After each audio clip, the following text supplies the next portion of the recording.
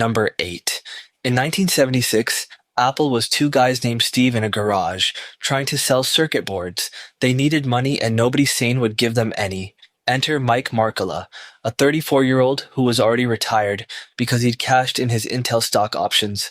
Markkula drove out, looked at the garage, listened to the pitch, and wrote a check for $250,000. For that, he got a third of Apple. He also got a job, he wrote the business plan, arranged the credit line, and spent the next 2 decades being the adult in the room.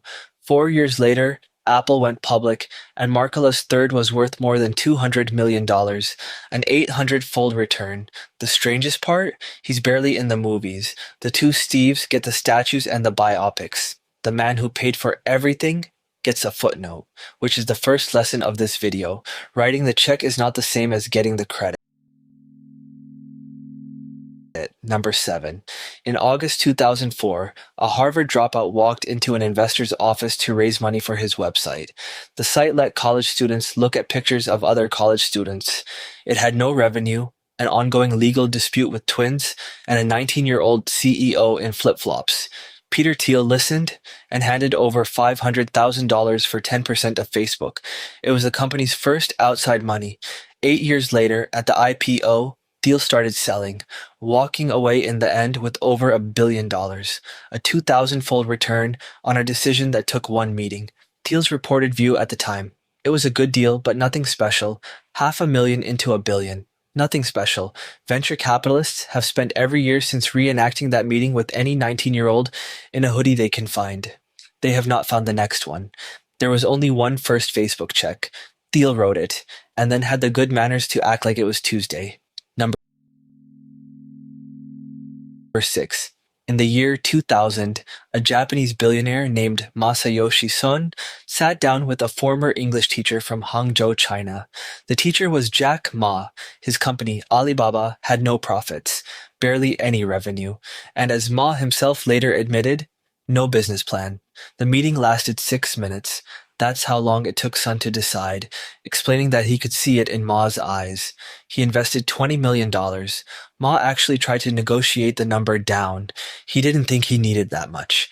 14 years later, Alibaba went public in the biggest IPO the world had ever seen, and SoftBank's $20 million had become tens of billions. At the peak, the stake was worth over $130 billion, a 5,000-fold return, the greatest single bet any investor has ever made, based on eyes. Sun, it should be noted, later spent a chunk of the winnings on WeWork. The market gives, and the market takes. Number 5. The greatest institutional investment of all time was not made in Silicon Valley. It was made by a 100-year-old newspaper company from South Africa. In 2001, Naspers put $32 million into a small Chinese startup with a messaging app and no obvious way of making money. The startup was called Tencent. Every big investor had already passed on it. The dot-com crash had just torched the entire sector, and Chinese internet stocks were considered radioactive. Naspers bought nearly half the company anyway. And then it did the hardest thing known to finance: nothing. It held. For 20 years, Tencent grew into one of the most valuable companies on earth. Games, payments, and the app 1 billion people run their lives on. At its peak, that $32 million stake was worth over $200 billion, a 7,000-fold return for a newspaper company. Somewhere, a fund manager with 3 screens and a heart rate monitor is reading this out loud and quietly closing his laptop. Number 4. Grace Groner was a secretary. In 1935, she worked at Abbott Laboratories in Illinois, and she bought 3 shares of company stock, $60 each, $180 total. That was her entire investing career. She never bought more. She never sold. She just ticked the little box that says, reinvest the dividends. Then she got on with her life, a 1-bedroom cottage, clothes from rummage sales. She walked everywhere, and by every account, she was completely happy. Grace died in 2010 at 100 years old, and her lawyer discovered that the 3 shares had quietly split and compounded into 100,000 shares worth $7 million. All of it went to her old college. as a surprise. A 39,000-fold return, using a strategy so simple it barely qualifies as one.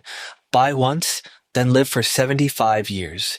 Wall Street currently employs several 100,000 people specifically to not do this. Number 3. In 1867, the United States bought Alaska from Russia for $7.2 million. That's about 2 cents an acre. The public reaction was not kind. Newspapers called it Seward's folly after the Secretary of State who signed the deal, a frozen, useless icebox purchased at full price. William Seward died 5 years later, still insisting it was a good idea. Then Alaska turned out to contain gold, whole rushes of it, and then in 1968, engineers found Prudhoe Bay, the largest oil field in North America, 25 billion barrels. Alaska's oil has since generated hundreds of billions of dollars. The state's oil savings account alone holds over 80 billion, more than 10,000 times the entire purchase price, just sitting in a fund, paying every Alaskan a dividend for existing. Count the land, the gold, the fish and the oil, and history's most ridiculed real estate deal has returned, conservatively, 50,000 to 1. The icebox, it turns out, was refrigerating oil. Nobody has formally apologized to Seward. Number 2. In 1995, Jackie and Mike Bezos gave their son Jeff $245,000, a serious chunk of their savings, to fund his new business, a bookstore on the internet. Jeff was very clear about the odds. He told them there was a 70% chance they would lose everything because, quote, he still wanted to be able to come home for Thanksgiving. They invested anyway. His mother later admitted they weren't betting on the internet. They hadn't the faintest idea what the internet was. They were betting on Jeff. That bet bought them roughly 6% of Amazon.